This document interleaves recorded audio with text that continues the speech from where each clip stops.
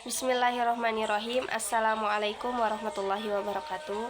Alhamdulillahirabbil alamin wa bihi nasta'in ala umurid dunya waddin wassalatu wassalamu ala asrofil anbiya'i wal mursalin wa ala alihi wa sahbihi ajmain amma ba'du. Halo teman-teman, perkenalkan nama saya Mutiara Rizky Awaliyah. Saya mahasiswi dari Program Studi Pendidikan Agama Islam dari semester 3A Universitas Garut. Pada kesempatan kali ini, saya akan membahas mengenai kontribusi tokoh-tokoh pendidikan Islam terhadap perkembangan teori pendidikan Islam maupun modern, serta relevansinya dengan konteks kekinian. Nah, ketika kita berbicara tentang pendidikan Islam, sebenarnya banyak sekali tokoh-tokoh besar yang pemikirannya itu masih hidup sampai sekarang. Nah, mereka bukan hanya bicara soal agama saja, tetapi juga membahas bagaimana manusia harus belajar, bagaimana guru harus bersikap, nah bagaimana anak-anak berkembang. Nah, dan juga bagaimana sekolah seharusnya berjalan. Nah, ide-ide mereka ini bahkan banyak dipakai dalam pendidikan modern. Tokoh yang pertama yaitu Al-Ghazali. Nah, Al-Ghazali ini melihat bahwa pendidikan itu bukan hanya soal mengisi otak saja, tapi juga memperbaiki hati dan juga akhlak. Menurut beliau, seseorang baru dianggap pintar kalau ilmunya itu membuatnya menjadi manusia yang lebih baik. Ia juga memahami bahwa setiap anak punya tahap perkembangannya sendiri. Jadi, cara mengajar tidak bisa disamakan. Nah, relevansinya di zaman penuh masalah moral seperti sekarang ini, seperti hoaks, bullying, kecanduan gadget. Nah, pemikiran Al-Ghazali ini soal pendidikan akhlak sangat dibutuhkan. Sekolah dan rumah sudah seharusnya sejalan membentuk karakter, bukan hanya mengejar nilai saja.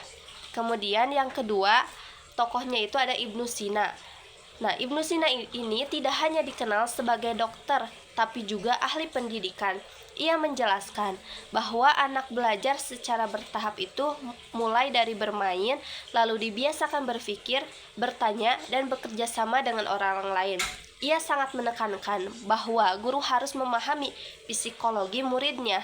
Nah, relevansinya itu metode belajar sambil bermain yang banyak kita temui di PAUD atau ISD sekarang sebenarnya sudah dipikirkan oleh Ibnu Sina sejak ratusan tahun yang lalu. Ia juga mengingatkan bahwa lingkungan belajar ini sangat mempengaruhi perkembangan anak.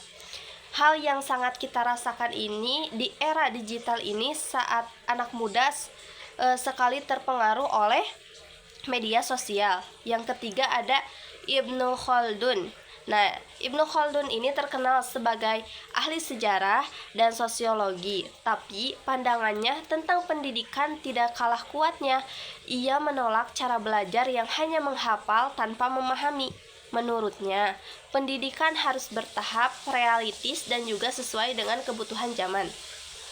Nah, relevansinya itu kita hidup di masa di mana ilmu berubah sangat cepat. Jadi cara belajar yang hanya hafalan jelas tidak cukup.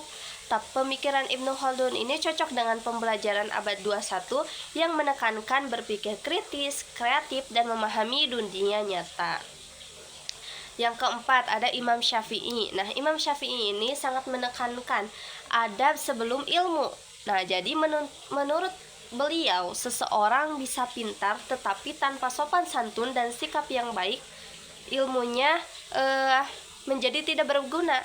Ia juga menekankan pentingnya disiplin, belajar dari guru langsung dan juga praktik.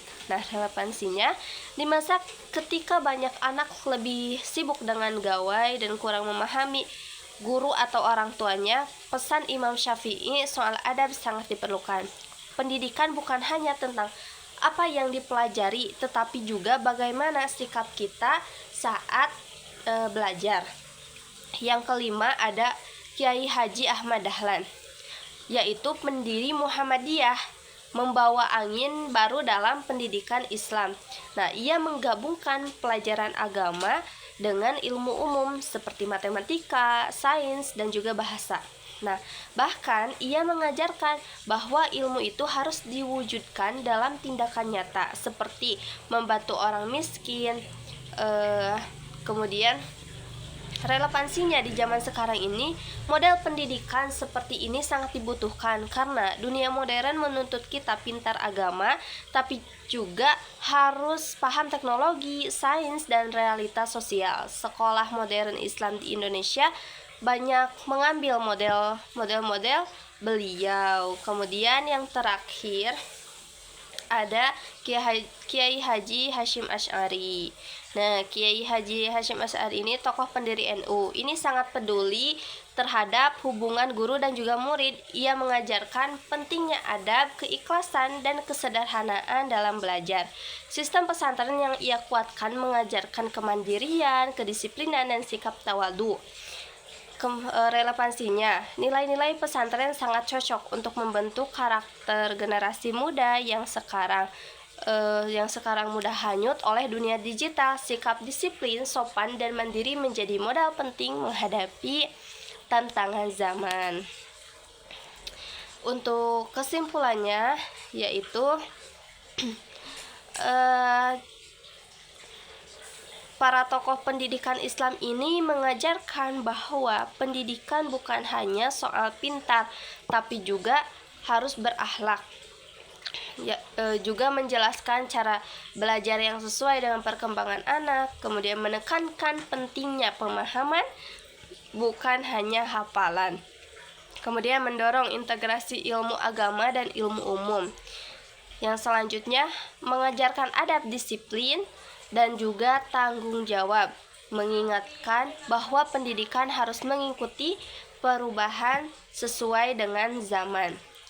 Kemudian, pemikiran mereka tetap relevan untuk menghadapi masalah pendidikan modern seperti krisis moral, banjir informasi, kemajuan teknologi, dan perubahan sosial. Nah, mungkin itu saja yang dapat saya sampaikan. Kurang dan lebihnya mohon maaf. Terima kasih. Wassalamualaikum warahmatullahi wabarakatuh.